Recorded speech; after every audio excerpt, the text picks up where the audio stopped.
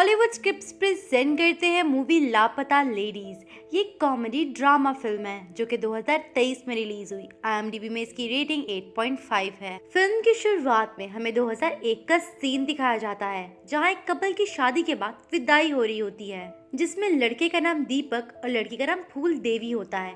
दरअसल दीपक की शादी को हुए 2 दिन गुजर चुके थे और उसके घर वाले शादी के बाद ही वापस चले गए थे, लेकिन दीपक और फूल वहीं रुक गए थे क्योंकि फूल की दादी की ख्वाहिश थी कि वो दोनों यहाँ पूजा करके वापस जाएं।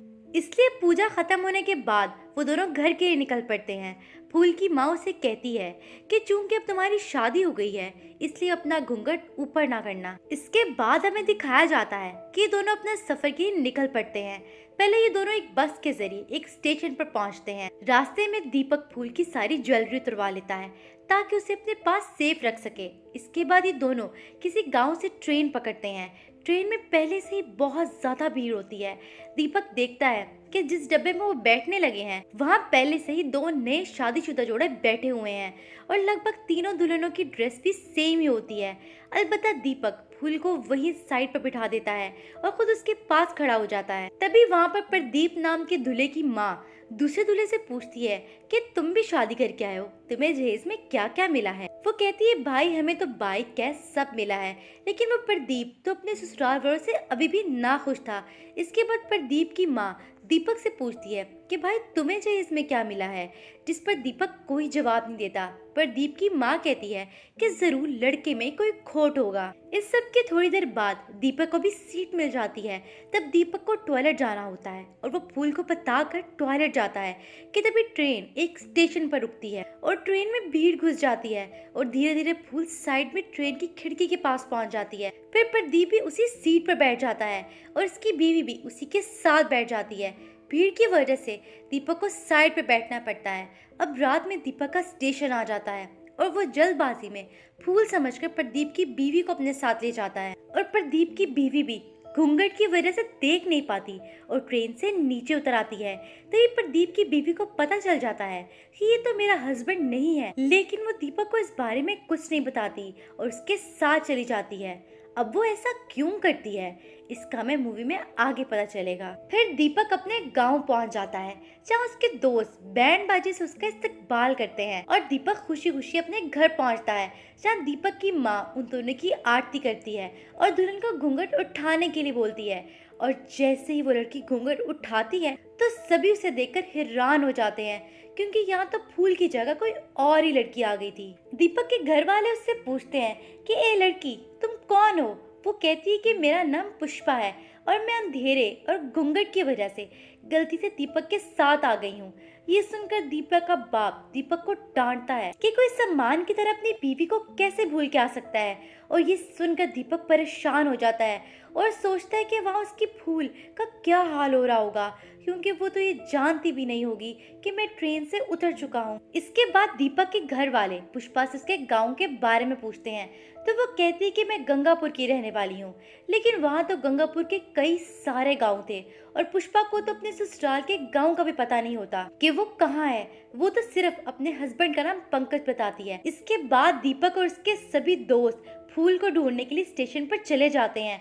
दूसरी तरफ जब फूल की ट्रेन में आँख खुलती है तो वो देखती कि वहाँ दीपक नहीं होता, इसलिए वो उसे ढूंढने के लिए ट्रेन से नीचे उतर जाती है, पर दीपक उसे कहीं नहीं मिलता। वहीं पर दीप भी अपनी बीवी को ढूंढ रहा होता है, पर उसकी बातों से पता चलता है कि उसे उसकी बीवी के गुमने का कोई भी दुख नहीं होता। दूसरी तरफ पुष्पा अपने बैग से एक फोन निकालती है और उसमें से सिम निकालकर जला देती है, यानी कि यहाँ पुष्पा सबसे कुछ छुपा रही होती है। उधर फूल उस स्टेशन पर बिल्कुल अकेली डरी हुई होती है। अब ऐसे में सुबह हो जाती है जहाँ फूल को एक आदमी मिलता है और फूल उससे डरकर भाग रही होती है। तभी वो छोटू नाम के एक लड़के से टकराती है। वो कहता है कि डरो नहीं, एक अच्छा आदमी है। फिर फूल उसे बताती है कि मैं स्टेशन में खो गई हूँ। छोटू उसे स्टेशन मास्टर के पास ले जाता है। स्टेशन मास्टर फूल से उसके ससुराल के गांव का नाम पूछता है, पर फूल को तो पता ही नहीं होता। फिर वो उससे उसके हस्बैंड का नाम पूछता है, पर फूल नाम लेने से मना कर देती है। वो कहती है कि हमारे यहाँ पति का नाम नहीं लिया जाता, इसलिए वो उससे अपनी मेहंदी दिखा देती है, जिससे उन्हें पता चलता है कि इसके पति का नाम दीपक है।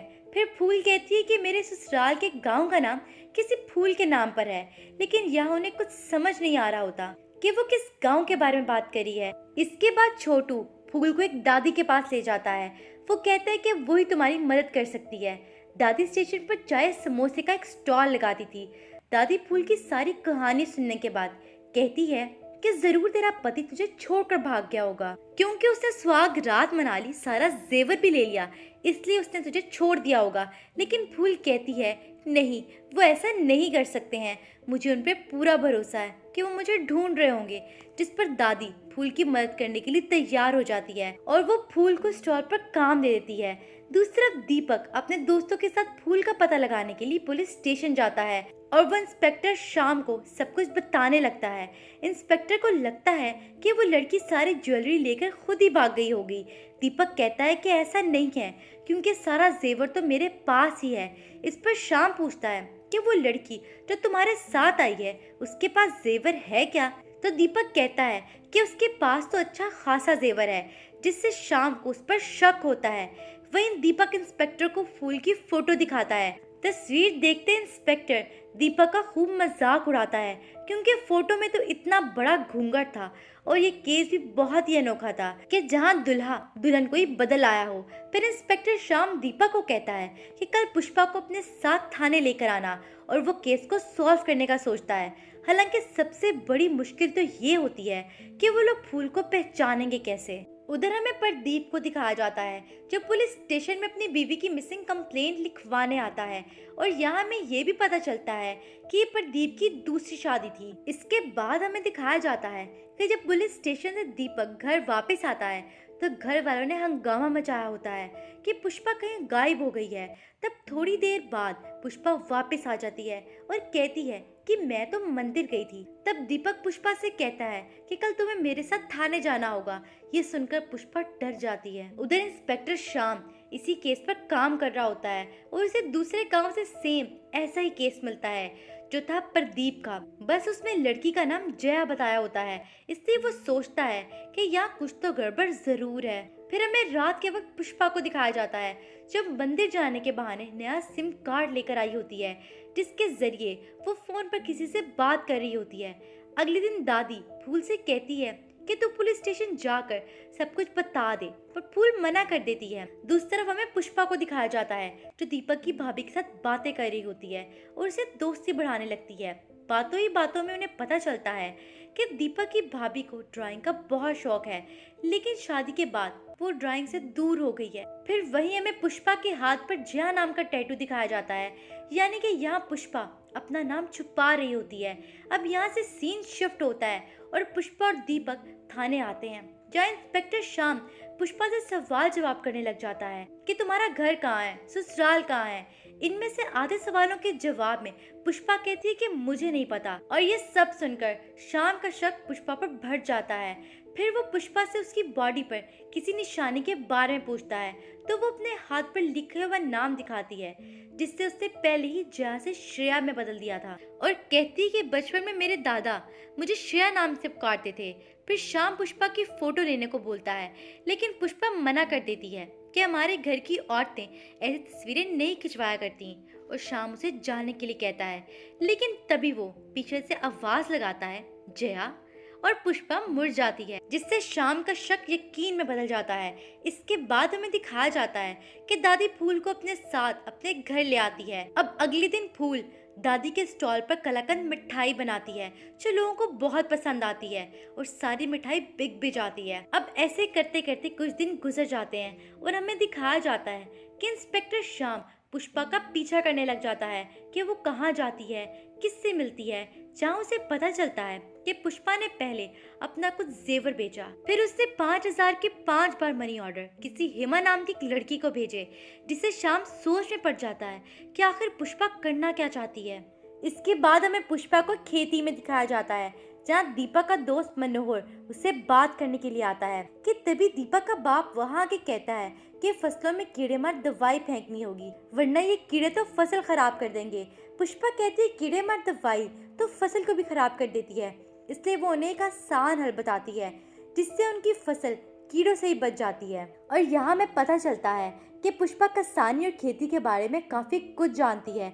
उधर दीपक अपने दोस्तों के कहने पर अपने गांव के एमएलए से मिलने जाता है कि मेरी बीवी को ढूंढने में मेरी मदद करें। इन शॉर्ट कोई भी दीपक की मदद नहीं करता है। अब एक दिन उसकी नजर दीपक की भाभी की बनाई हुई फोटो पर पड़ती है और वो उसकी खूब तारीफ करती है कि आपको तो अभी ड्राइंग करनी चाहिए। अब अगले दिन पुष्पा दीपक की भाभी से कहती है कि आपको मेरे लिए एक फोटो बनानी है, लेकिन आपने इस बारे में किसी को कुछ नहीं बताना। उधर स्टेशन में दूसरे गांव से फैक्स आता है जिसमें पुष्पा की फोटो होती है और यहाँ पता चलता है कि उसका असली नाम तो जया है, जिसे देखते ही श्याम जया को पकड़ने के लिए चला जाता है और वो सारी बात दीपक को बता देता है कि ये जानबूझकर अपनी पहचान छुपाकर बैठी हुई थी, जिसे जानकर दीपक जया को अरेस्ट करने के लिए कहता है और जया की एक बात भी नहीं सुनता। फिर श्याम जया को थाने में बंद कर देता है और दूसरे स्टेशन वालों को बता देता है कि लड़की मिल गई है। उधर दीपक के पास उसका दोस्त आता है। वो कहता है कि वो लड़की धोखेबाज नहीं है, बल्कि उसे तो फूल को ढूंढने के लिए उसका पोस्टर छुपवाया है। दूसरी तरफ हमें फूल को दिखाया जाता है जिसे उसका पोस्टर मिलता है और गांव का नाम था सूरजमुखी, जिसके बाद स्टेशन मास्टर उसे गांव जाने वाली ट्रेन में बिठा देते हैं। अब इधर दीपक सीधा थाने चला जाता है और वो जया से सच्चाई पूछता है कि आखिर तुम यहाँ क्यों छुपी हुई थी। इस पर वो उसे बताती है कि मैंने 12th में टॉप किया था और वो आगे देहरादून जाकर ऑर्गेनिक फार्मिंग पढ़ना चाहती थी, लेकिन मेरे घर वालों ने जबरदस्ती मेरी शादी तय करवा दी और मेरे जहेज के लिए सारी खेती की जमीन भी बेच दी। लेकिन शादी के 2 दिन पहले मुझे पता चला कि प्रदीप ने अपनी पहली बीवी को जहेज की वजह से मार डाला था, लेकिन मैं अपने माँ बाप की हालत देखकर चुप ही रही। फिर वो उसे बताती है कि जब तुमने मुझे ट्रेन से चलने के लिए कहा तो मैं ये सोचकर चुप रही कि मौका मिलते ही मैं अपनी पढ़ाई के लिए देहरादून चली जाऊंगी, इसलिए अपनी कजन हेमा को पैसे भेजती जा रही थी कि मैं कल रात ही यहाँ से निकलने वाली थी। लेकिन तुम्हें फूल के लिए परेशान देखकर मैंने फूल का पोस्टर छुपवा दिया और इसमें मेरा ही नंबर था। तभी जया इंस्पेक्टर शाम को अपने फोन चेक करने के लिए बोलती है, जिसमें स्टेशन मास्टर की काफी मिस कॉल्स आई होती हैं। फोन करने पर उन्हें पता चलता है कि फूल उनके गाँव पहुँचने वाली है। ये सुनते ही दीपक फूल को लेने के लिए स्टेशन पर चला जाता है, जहाँ उसे फूल मिल जाती है और वो उसे लेकर घर आ जाता है। उधर थाने में प्रदीप जया को लेने के लिए आता है। वो इंस्पेक्टर को पैसे देता है और कहता है कि अब यहाँ जो कुछ भी होगा इसमें आप कुछ नहीं बोलेंगे। तभी जया आ जाती है। प्रदीप इंस्पेक्टर के सामने उसे थप्पड़ मारता है और कहता है कि तू तो घर चल, तुझे घर जाके बताता हूँ। फिर शाम प्रदीप को रोकता है और कहता है कि मेरा काम था जया को ढूंढना, अब जया की मर्जी है कि वो तेरे साथ जाना चाहती है कि नहीं, जिस पर जया उसके साथ जाने से मना कर देती है। जिसके बाद शाम प्रदीप को धमकाकर वहां से भगा देता है। फिर शाम जया को उसकी बाकी की ज्वेलरी देता है और कहता है कि देहरादून जाकर दिल लगा कर पढ़ना। फिर यहाँ से सीन शिफ्ट होता है और हमें जया को देहरादून जाते हुए दिखाया जाता है, जहाँ दीपक का दोस्त मनोहर दीपक के जरिए जया से दिल की बात करता है कि मुझे चिट्ठी लिखते रहना, क्योंकि उसे जया पसंद होती है। और फिर इसी सीन के साथ ये मूवी अपने इख्तिताम को पहुंच जाती है।